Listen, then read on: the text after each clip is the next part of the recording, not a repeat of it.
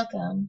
You or another adult has identified that your child may have special needs related to their learning. What happens next? What can you expect? Let's find out. First, you should know some background. There is a law called the Individuals with Disabilities Education Act. It's called IDEA 2004 for short. It's the law that supports children with disabilities from birth to 21 years old in educational settings.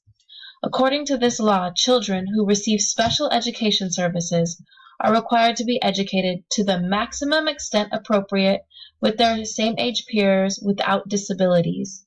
Some students are identified with disabilities at a young age and have received early intervention services.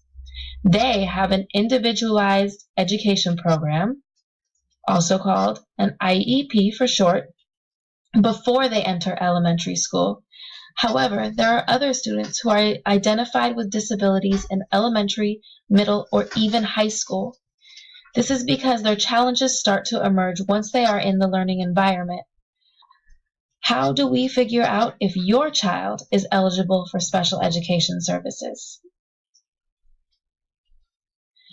Your child may be identified as possibly needing special education services in several ways. First, it is important to know that every school district has a child find duty. That means that they need to make an active effort to find students that may be eligible to receive special education services. However, it may be you as the parent who refers your child. It could also be a teacher or other educator that works with your child. If your child is struggling with learning or behavior in the classroom, then they may be given a pre-referral intervention. These interventions occur in the general education classroom. This can come in the form of the SST, which is the Student Study Team. The intervention can also be offered as RTI, which is Response to Intervention. First, we will discuss the SST. When a student is struggling in school, they can be referred to the SST. You, as a parent, are part of this team. After data is gathered, the team meets to discuss student strengths and concerns and develops an action plan to help the student. Examples of interventions include awards for improved attendance, a behavior contract, peer tutoring, or using a planner for homework. After a period of approximately 30 to 60 days, the SST team meets again to evaluate the student's progress. If the action plan was successful, then the team will continue to implement the strategies.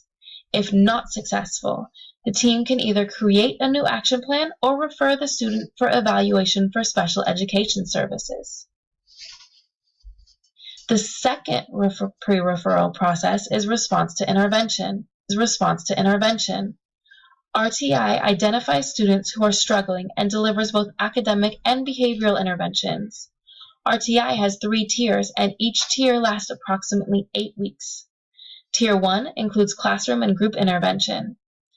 If a student is not making progress, then Tier 2 interventions are implemented.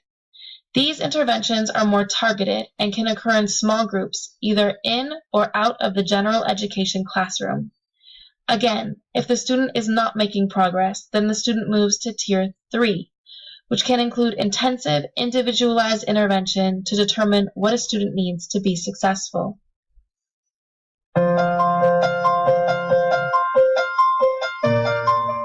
If a child does not improve through the pre-referral process, then a teacher or someone else from the school may refer the student for an assessment to see if they qualify to receive special education services. Additionally, a request for assessment can occur any time during the pre-referral process. Sometimes the pre-referral phase is skipped altogether. For example, in some districts, a child is automatically assessed for special education services as soon as a parent makes a request in writing for the assessment. However, it is also possible that the school district will determine that it is not appropriate to assess a child for special education services. An IEP is an individualized educational program. Every student has unique needs, and those needs will be reflected in the student's IEP if they are eligible for special education services. There are some time frames that are important in the IEP process, and school districts are required to follow them. The first number to know is 90 calendar days. That is how long the school district has to determine a student's eligibility, hold an initial IEP meeting, and develop the IEP. The clock starts ticking when the school district receives the written request or referral for assessment. Let's break that timeline down further. After receiving the written request for assessment, the school district has 15 days to review the request for assessment, determine if they will assess the student, develop an assessment plan, and notify the student's parents, that's you, about the proposed assessment plan. You will then have 15 days to approve or deny the proposed assessment plan. 15 plus 15 equals 30. So now we are at day 30 of our 90-day process. If you consent to the assessment plan, the school district has 60 days from receiving your consent to assess your child, determine if they are eligible for special education services, and develop an IEP if your child is found eligible. The assessments that they will give your child cannot be based on one aspect, such as IQ, and may not be discriminatory. Your child's evaluation will be individualized because the assessment is based on all areas that are relevant to your child's suspected disability. If your child is found eligible for special education services, there will be a meeting to determine eligibility. Often, development of the IEP will occur at this initial meeting.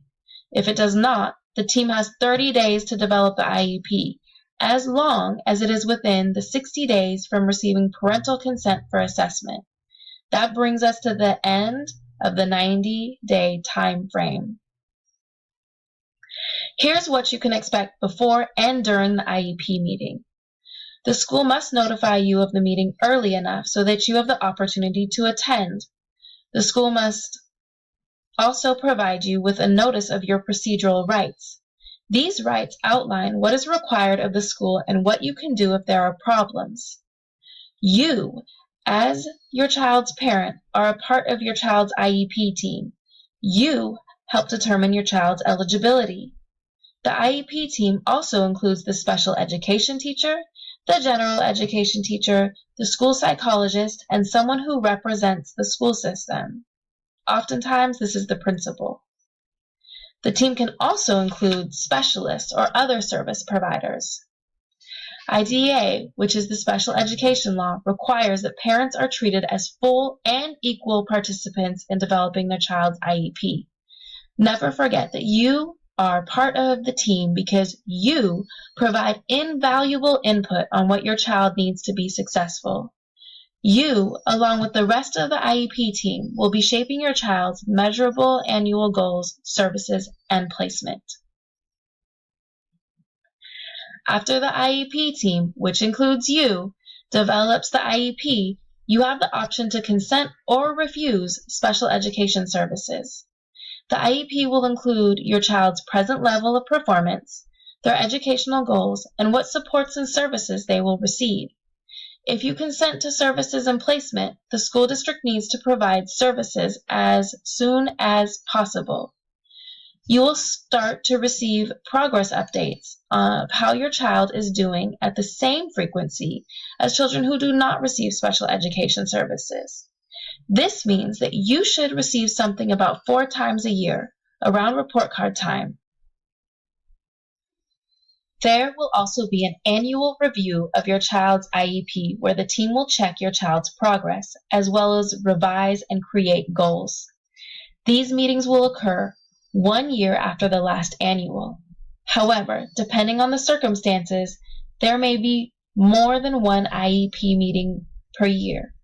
For example, an IEP meeting will occur when there is a request from a team member, when there is a proposed change to goals or services, or when there is a change of placement. You also have the right to request an IEP meeting at any time. Your request must be in writing, and the meeting needs to occur within 30 days of your request.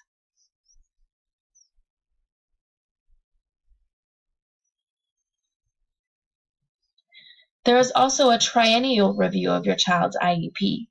That means that your child will be reassessed every 3 years to determine if they are still eligible to receive special education services or if there are additional needs.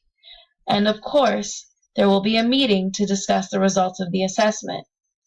The first triennial will occur 3 years after the initial team meeting that determines eligibility. Subsequently, the triennial will occur every 3 years thereafter.